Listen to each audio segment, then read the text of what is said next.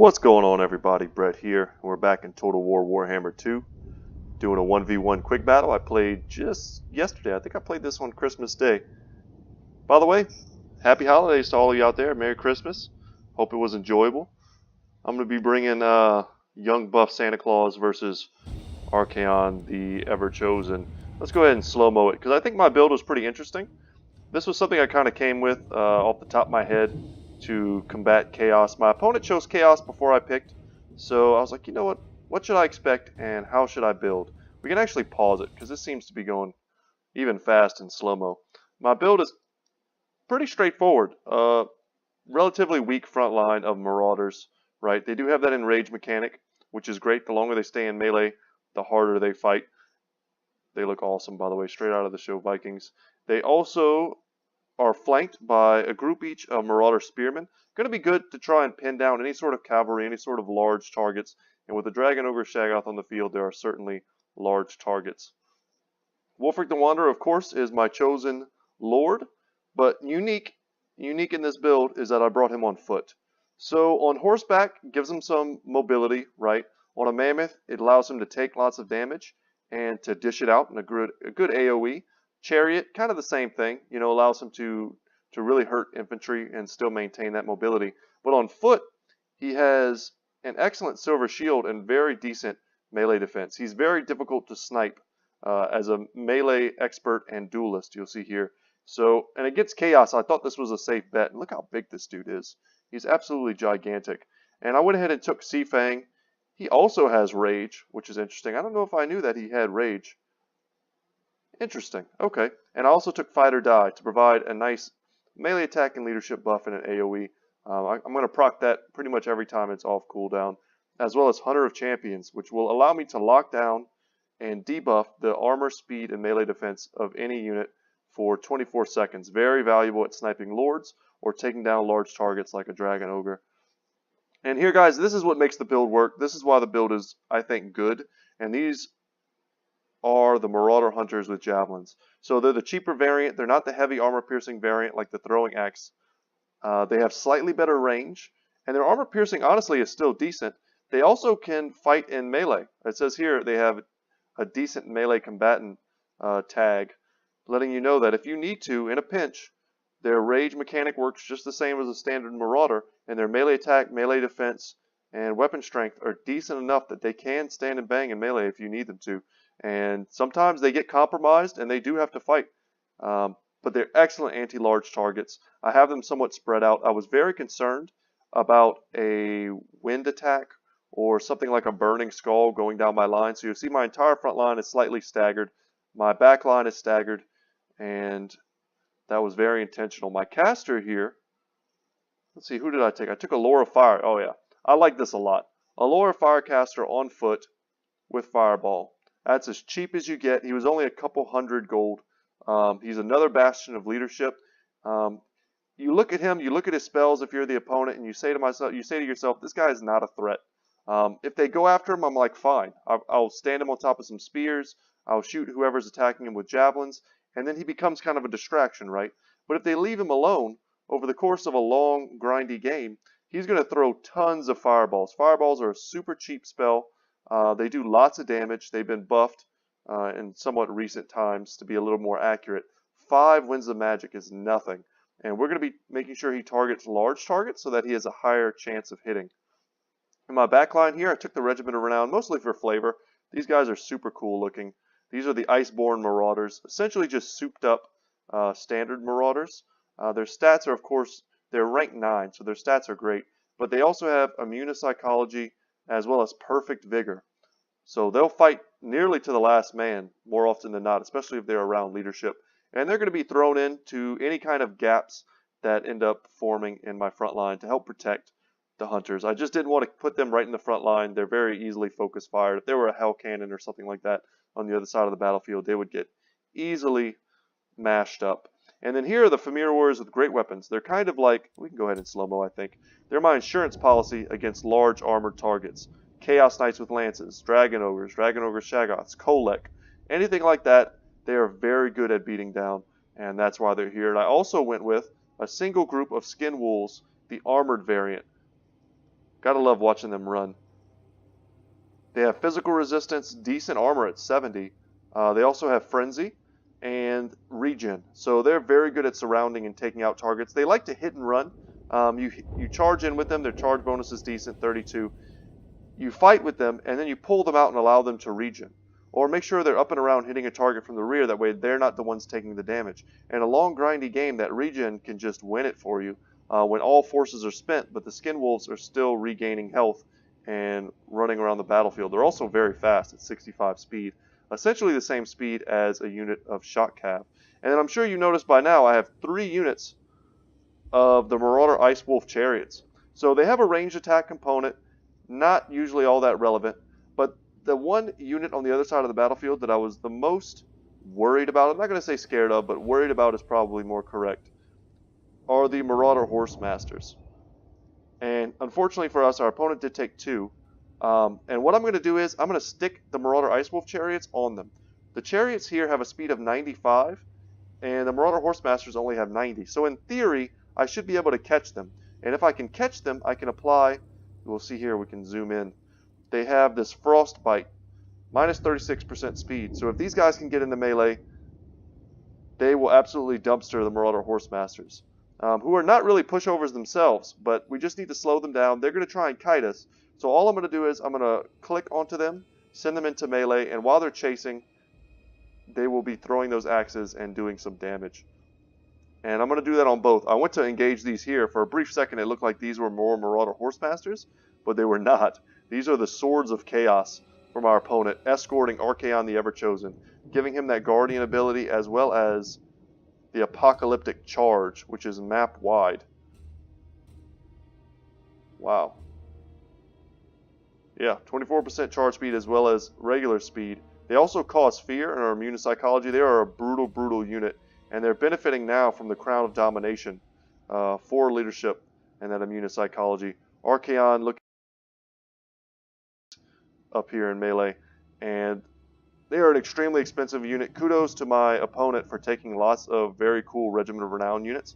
Perhaps maybe costing him some effectiveness in this battle, but otherwise very good. The Chaos Warriors are an excellent choice. They even have some chevrons. They're going to beat down my Marauders pretty handily. They are heavily armored, well shielded. They're nothing really on my side of the battlefield that wants to fight them one-on-one. Also some Forsaken. A unit you don't get to see a lot anymore. They were favored for a long time, and I honestly think they still have a home in almost any battle. Decent armor, decent leadership, great speed for an infantry unit at 46. Powerful melee attack and weapon strength stats. 63 weapon strength. That's just absolutely enormous. And the Mirror Guard, another very cool Regiment of Renown unit. It's a Chaos Warrior unit, rank 9. They are immune to psychology, and they just have juiced up stats, essentially. And they look amazing. Check these guys out. We can pause it for a second.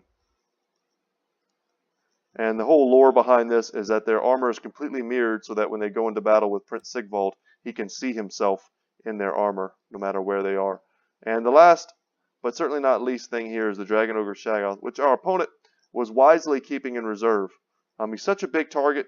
He's got relatively low armor at 70, so javelins would have no problems just picking him apart. 6,400 HP. You know, it's not going to protect him from 5 groups of Marauder Hunters with javelins. And yeah, it's also worth noting he has some halberd units off on the side. And we could take a quick second. Let's take a look at Archaon's spells and his kit. It looks like he brought a lot of his abilities. So let's see if we can get in on him and look it up. So Slayer of Kings here. An enormous, enormous buff to his weapon damage, armor piercing damage, splash attack power. If he gets to go one-on-one with a Lord, while Slayer of Kings is procced, he usually just absolutely destroys them. Foe Seeker, keeping his vigor up. Standard Eye, buffing leadership as well as melee defense. Flaming Sword of Ruin, I like that, to further increase his weapon damage. I wouldn't be surprised at all to see him use that on himself or in his own little group. As well as Cascading Fire Cloak. Great AoE buffs, and he also kept Kindle Flame to provide that debuff whenever he does cast. He also has Strider, which is interesting. I wasn't aware that he had that, but that's going to allow him, I think when he's on his Mount Dorgar, his kind of Hell Steed, that allows him to pass through any kind of enemies. It's going to allow him to wade in and out of combat as he needs to. And then some straight up physical resistance. So alright guys, without any more breaking it down, let's get into this. The front lines will clash. I will be kited nearly to death. But that's what these things' jobs are. And they're going to give it back just a little bit. See the axes flying. My opponent is looking to take good engagements. I don't blame them. Perhaps trying to draw out some of my infantry to take unfavorable. But you see here, we get off our charge bonus and they do not. And some of our javelins are just going to go ahead and attack. I'm bringing my Ice Wolf chariots up and around. And I'm trying to pick and choose my engagements carefully. Nice fireball there going off. The Dragon Ogre Shaggoth at first wants to come and try and help out the Horsemasters, but that's going to prove to be a mistake. He needs him in the front lines. I see no great targets for my Famir, so I'm just going to use them to beat down Chaos Warriors. Their armor piercing is good, and these are standard Chaos Warriors, not the Halberd variant, who we'll see here. And we're going to use them plus the Skin Wolves to try and just absolutely overwhelm and crush these Chaos Warriors. We're constantly trying to micro back our Javelins to keep them out of this fight. Our Marauder Spearmen are currently trying to take down these Chaos Knights, who are such a superior unit, but this is still in a favorable engagement for them. And the Javelins just being poured in here, using them to focus down the Halberds, who are not shielded. Gotta love that from Wulfrik. Little gift there, Seafang says hello. That was pretty much the best use of that I was ever going to get this game. The Mirror Guard, without any surprise at all, crush our Marauders. Only 20 models left. I'm holding my Spearmen in reserve, though perhaps I should have engaged them. I knew at some point the Shaggoth would come back, and since he's decided to attack our Javelins in the rear, I'm going to charge him in the rear with my Spearmen. The Chariot here just being engaged, trying to break the morale of these Chaos Warriors, because then it's really just a matter of chasing them down with some very damaged units. Archaon is getting in and amongst my hunters, but I mean, this is not really a good use of his time. He wants to be dueling Wulfrik or taking down a really powerful target. The Spearmen here rallied and are just kind of screening out any sort of cavalry engagement. The Swords of Chaos down to 1 unit model. They were absolutely destroyed. They went into a battle that they don't want to take.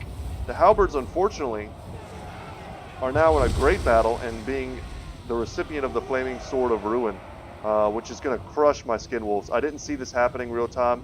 I'm happy I see it now, because don't do this, guys. Skin Wolves are units that regen, so they are weak to fire, and these Chaos Warriors with Halberds are absolutely destroying them. The Famir are kind of fine to fight them, though it's not ideal. But we're going to hold them in place. Our Chariots are coming in. Our Marauders are going in. So we're doing okay. It's a matter of splitting our hunters up, keeping them split. Some of these Forsaken rallied and managed to get into the back line of our hunters. They may be able to fight them off. They're so beaten up. They should have a chance to do that. Iceborne Marauders being held in reserve. They got a little bit of fighting, they got into a little bit of action, but they're just kind of chilling at the moment.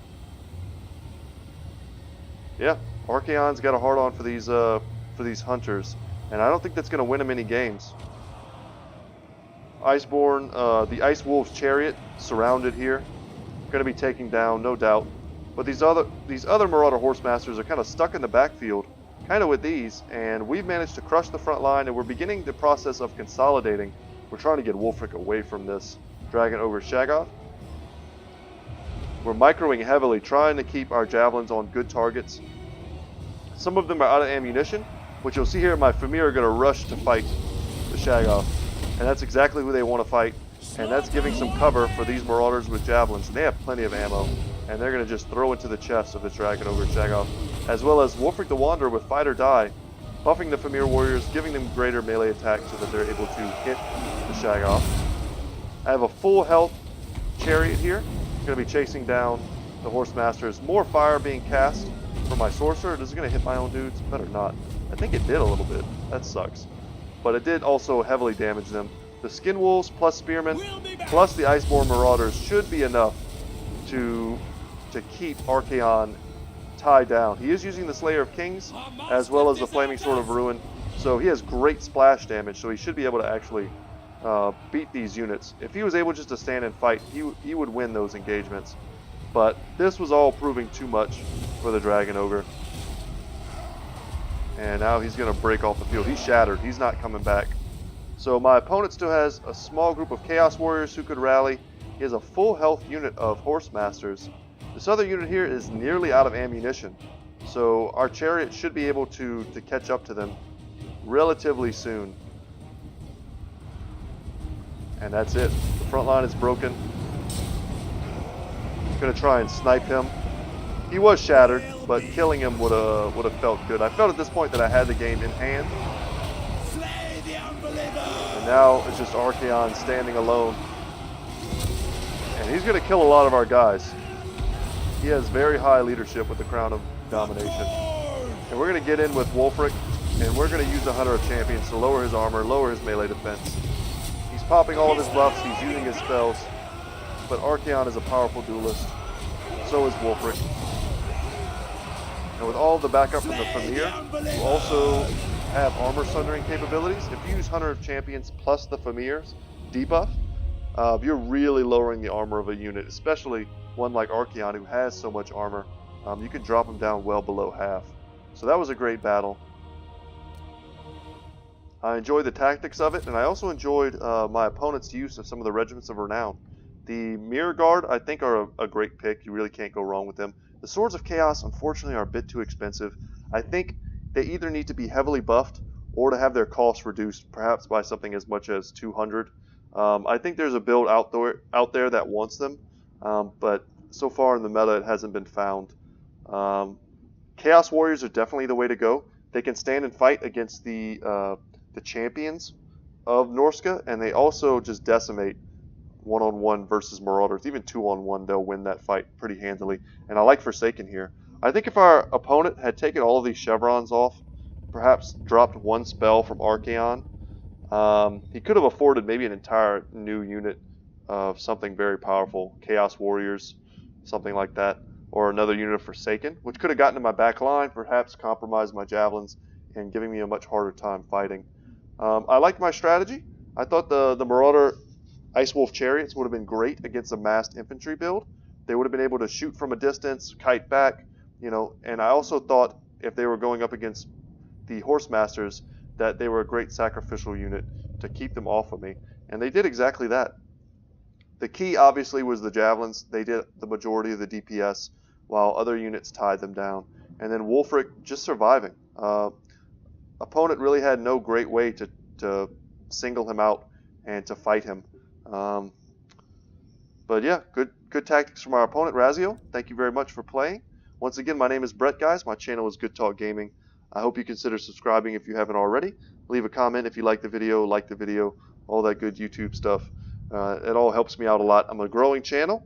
I managed to reach my Christmas goal of 50 subs, and I hope you guys help me continue to grow. Obviously, my next goal is around 100. We'll see if we can get there in the near future. That would feel great. But anyway, guys, thank you so much for watching, and I will see you in the next one. Take care.